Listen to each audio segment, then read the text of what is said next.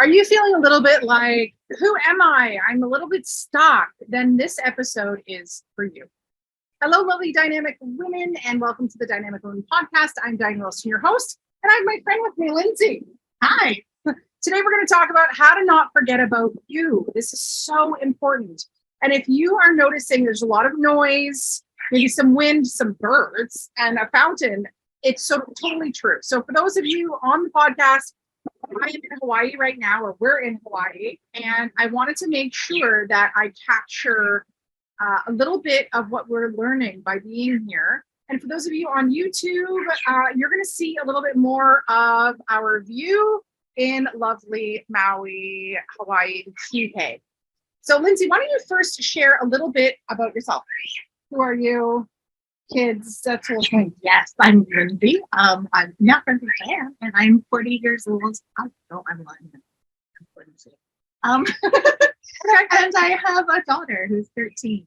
Nice. Yeah. And what do you do for work? I'm a sales rep. I work for Kraft Time. So you're traveling around a lot.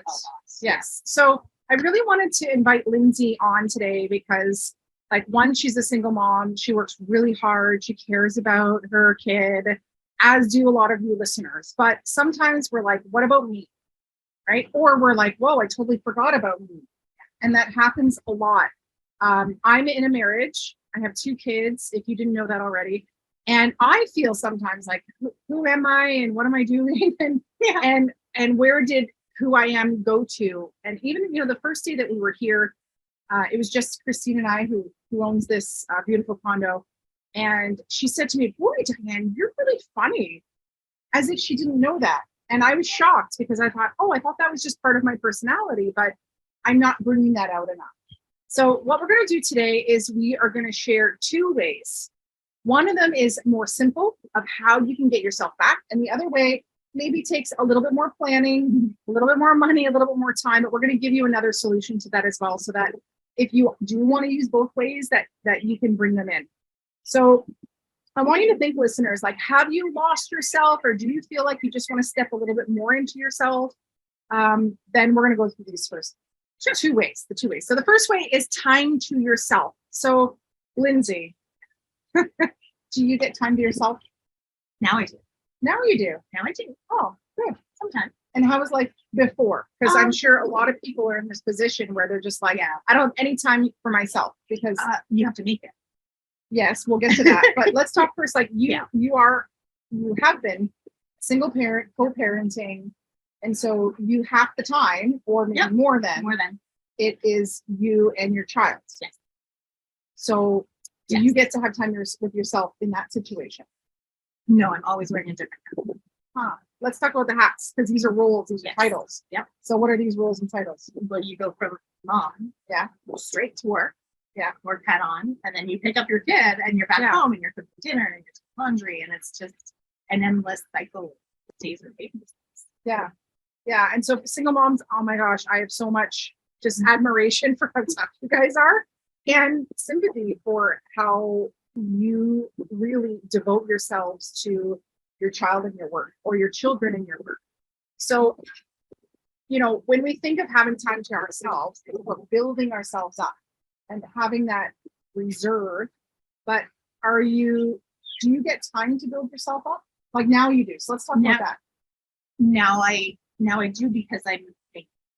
But the last trip to Hawaii was my very first trip without my kid. Which was what, 3 years and a half years ago, or it was 4 years ago? The only one ever besides this one. But it was hard. I felt so much guilt taking my holiday days and not spending them on my child. Yeah. And not bringing my child. Yeah. So that's kind of getting into the second way, which we're going to pull in a little bit. But this time to yourself. So time to like meditate, go to the gym, shop, have spa time, or just like read a book. Mm-hmm. Do you ever get that kind of time? No. At best, I have an extra 10 or 15 minutes before school gets out. And I'm quite to my Okay, that's a really good tip. Listeners, did you hear that? Like that 10-minute time between work and picking up your kids, you could have time to yourself. So what do you do in that time to like optimize it? I usually always sit in my car at a secret drop-off zone where none of the children go except for my own, and it's like at a park. Oh, Yeah, so it's just like a nice quiet dead end street, and if I can't, I have my windows open and just like zone out. zoning out is really important. That kind of downtime, that time when no one needs you. Yeah. When you can just like let your thoughts come. So building ourselves up is important. Like I sometimes will spend, and for a while I was spending kind of like I'd wake up at 6 a.m. and have my own time. Did the miracle morning. I talk about that quite a bit in the Dynamic You book or program. If you have it, check that out. And I would have that time to do like visualization, meditation, exercising, reading, journaling, all these different pieces. But then my kids would get up even earlier. And then I'd get up early and then they'd get up earlier. So I was like, scrap this. It's too hard. But what I found is when I had that time for myself, I felt better, right? I could be like reattuned. And when I don't do it, it's like I'm angry when the kids wake me up early. I don't know if you listeners, if you felt this, but you know, being in your life, what do you think is the importance of having time to yourself? Because you did a switch over, right? You didn't have it and then you started to take it. Yeah. So you completely lose yourself. Like I didn't know who I was outside of my job and my role as a parent, and at the time my role as a wife. Like it just, we have such a wonderful like teenage and 20, like those years. Yeah. It's just completely selfish, 100%, and in a good way. Yeah. But then it's just like full stop. Yeah, because you have another life depending on you. Yeah. And for those of you who don't have kids, you might have charity work you do, volunteering, you might have a fur baby, other hobbies or other things that you devote your life to or put a lot of your time into that you're like, where am I in all of this? Right? Especially those who are very career centered. Yeah. So the first way that I want to kind of make sure listeners, you grab this, the first way to figure out who you are and to not forget about yourself is time to yourself. And so this can be as simple as, you know, you wake up earlier than everyone else and you do some things for yourself, meditation, prayers, journaling, exercising, reading, whatever it may be. Or like Lindsay was saying, it could be that like the 10 minutes between you dropping the kids off in work, in your lunch period, maybe between work finishing and picking up the kids at night. Could be like the first 10 minutes after the kids go to bed, whatever it is, time for yourself. And this does not mean emptying the dishwasher, folding laundry, washing, you know, like cleaning your house. You do, but that's not time for yourself, right? And so one thing that I'm actually doing for myself, and this might inspire some people, is I'm doing a stand-up comedy class, which I know we talked about this before, and you were like, oh my gosh, I want to be there. So there is a show for it. And yes, listeners, if you really want to attend, I'll probably share more about this. But this is time to myself, but it is with others. And this gets us a little bit to the second piece. Time to yourself can be by yourself or with others, but it's doing things that you enjoy. The second way is time away. And that's kind of where we wanted to go today. But we know that not everyone can fly away. Not everyone listening, I'm sorry about the wind, and all the sound, but we really wanted to be outside, and it's really hot inside. So it works out well for us. So time away. Now, a lot of people think, great, time away is like relaxation, and it totally is. But let's talk about it in other terms. Let's see. So, what is the importance of having time away outside of relaxation? Because we're totally going to sit by the pool and sit at the beach. But what are the other reasons for doing it? Mentally, I'm not responsible for anything. Yeah. Like I have nothing that I need to worry about. Yes, we're cooking. Yes, we're doing dishes, but we don't have to. Yeah. And it's just taking that pressure away. We're doing because we want to. You can go out and eat every day. Oh my God. But it's we just do what we want to do. Yeah. When we want to do it. Mm-hmm. So it's that kind of time of no responsibility, a little bit, when no one needs you. And this is us like taking a full, just over a week away in Hawaii. We know not everyone can do that, but you know, one of my clients, she was working all the time, couldn't get away, but we would have her take just a day to herself. We called them date. Well, she named them very special name, Rosie Days, based on her name. And these were days of no responsibility. So your time away can just be, you don't go to work if you have a 9 to 5. and you take the day for yourself. But you don't need to plan, oh, I'm going to go to the dentist and I'm going to go renew my license and I'm going to do all these things. It can just be like a time almost away from life. Yeah. So that this is possible for you if you can't jump on a plane and go to Hawaii. So we talked before a little bit about reconnecting with yourself and re-energizing, finding yourself, reconnecting with yourself. How do you reconnect with yourself when you're on vacation? Weirdly, through connection. Yeah. Because I can just freely be myself. I can go meet random strangers in the airport, make new friends on the plane, share a cab ride, and talking with you and with the girls, like we're just talking about ourselves. Yeah. And it reminds you of who you are when you're not in a role or wearing a hat. Yeah. And I think the importance of that is, and just so you guys know, there are 4 of us here, me and Lindsay and 2 others. And I've had a few cases where I've had reflected back to me what people see in me. And I know that's the job a lot of times of close friends or coaches or counselors or maybe our parents. But we don't always have that. Yeah. And I know the titles I play, you probably play a lot of these too, is like, I'm a business owner and I have to be responsible and I have a team and I have to pay them and I have to give them jobs. And that's not really like fun and playful. No, but I can be fun and playful. I mirror her back to me, or at least Marnie loves that. She's laughing at everything I do. Just laughing. So how do you think you're going to feel when you go back? Because we've done this before. We've done Hawaii before. How did you feel when you went back, and how do you kind of think that you will feel when you get back this time? I think it encourages you to keep up with the time for yourself. Yeah. And it lasts for a significantly long time before it starts to filter out again. And it was just so great meeting you last time because we didn't know each other at all. We randomly show up and share a hotel room. So it was it's great. It was so much fun. And it does last. And actually, I just want to side note that too. If you are going to travel with people that you don't necessarily know, it's really good to design the relationship. So if you have done any coaching with me, then you know what I mean. If you don't, but you have my book, Dynamic You, look up the design of the relationship. I kind of did. I have been. So designing the relationship is, just here's a kind of quick definition, but it's talking about like expectations of people. Yes. So are you a morning person? Do you like to shower at night? Do you want to get out and get going? Do you want a busy day? Do you want a relaxing day? Do you want things to be planned? Do you want things to be like spontaneous? Yeah. So I keep checking in, but normally we design the relationship at the beginning of how people want the week to be so that people's expectations are met, their assumptions are not wrong, and then they feel bad or resentful. So anyway, look that up, and in your life, it's a great thing to do, design and redesign. So we touched on the word selfish and guilt, the words selfish and guilt before.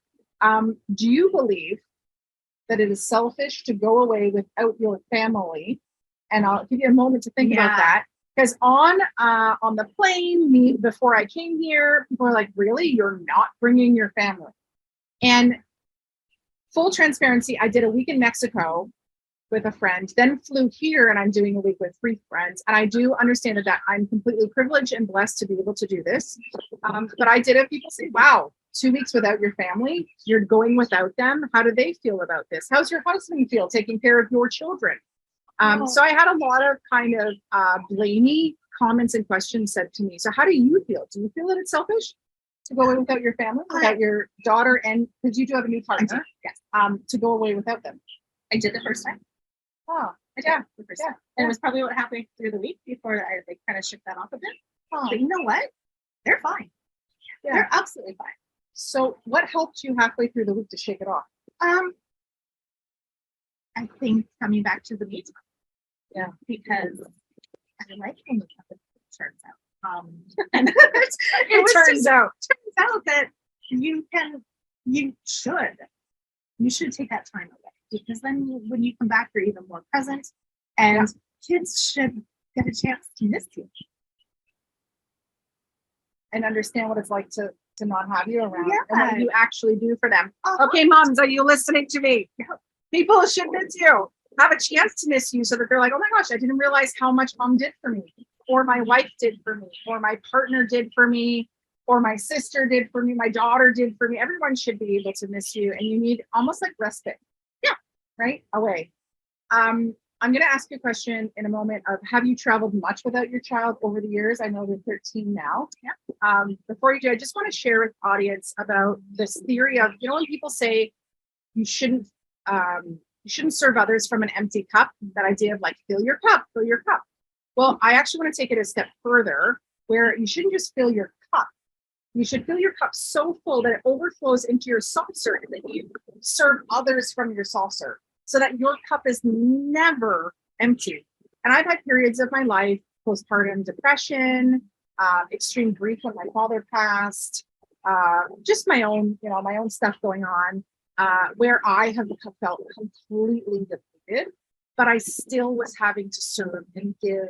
And I was like, I don't have the emotional bandwidth. I don't have the emotional stamina to deal with all of this. And I knew that I just had to get away. And so getting away for you could be one night in Whistler. And for those of you who are like not in BC, that doesn't make sense for you, but one night away, either in your town or within like an hour and a half of the town, where you spend the whole first day, one night, and then the whole next day, and come home after bedtime. So then you have a full time away. Yeah. And I would just do whatever I felt like doing. And that was so important for me and helped me to miss my family. Yeah. On the flip side. So have you traveled without your child much? Yeah. Always with them. Yeah. Well, second time for work. For work, you do. But okay. That's like 3 days at a time, and it's like less. Yeah. Yeah. We go together. Yeah. Yeah. And I'm sure you love going together. Yeah. But maybe it's not even an option to not bring them. This is a far different vacation than Disney. So no, I don't want to bring them all the time. Yeah, and that's okay. And people say, oh my gosh, you must miss your children. I do. And I think of who it is, and I'm like, okay, the obligatory answer is yes, I totally miss my kids. And sometimes with like friends, if you ask me now, I'm like, I'm actually okay. I'm okay. I'm checking in on them. I love them. Yes, I kind of miss them, but I'm not sitting here pining over them.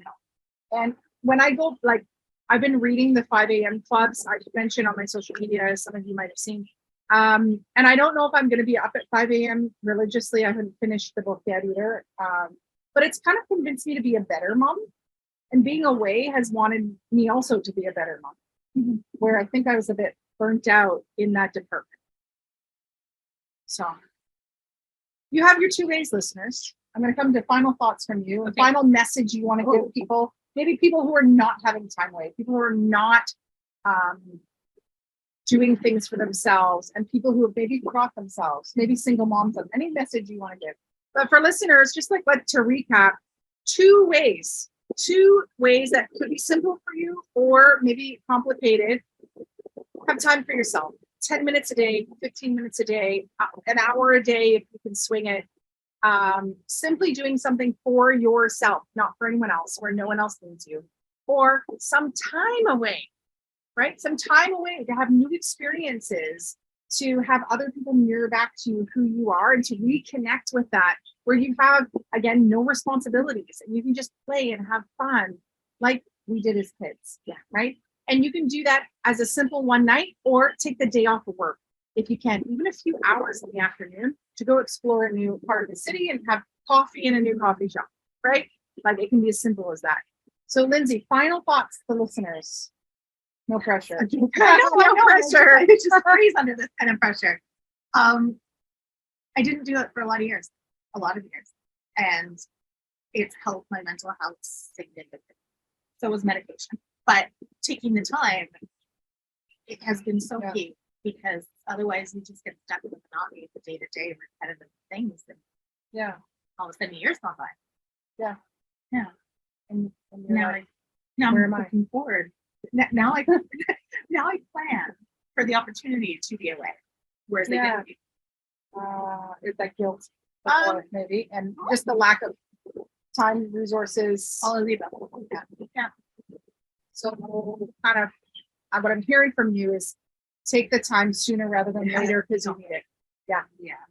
And thank you for sharing about your mental health struggles, because I know that that's it's a big thing that's happening today, and we don't need to be quiet about it. We need to do something about it. And so the two ways that we talked about today really truly help you to reconnect and feel grounded in yourself, and that you can take on the world and your business or your career and your kids and anything else that's come your way.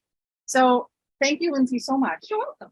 Fun. Yeah, this is fun. Sitting on the patio here, the balcony here in Kihei, Hawaii. We are going to go hit the pool now. I hope all of you have taken something away from this. And my main message is not go take a vacation. The main message is do what you need to do for yourself so that you can continue to be great in the world. So if you haven't yet, please hit subscribe. Maybe it's time to share this also with a friend. And if you haven't yet, please do a review of the podcast. If you do, then please send a screenshot of it to in the email team@dianerolston.com. And Christine and I will make sure that we send you a little something special in the mail. Yeah. So make sure you send us your mailing address as well so that we can make sure that that happens for you. So until next time, everyone, bye from Lindsay and I. Bye. And stay dynamic. Bye, guys.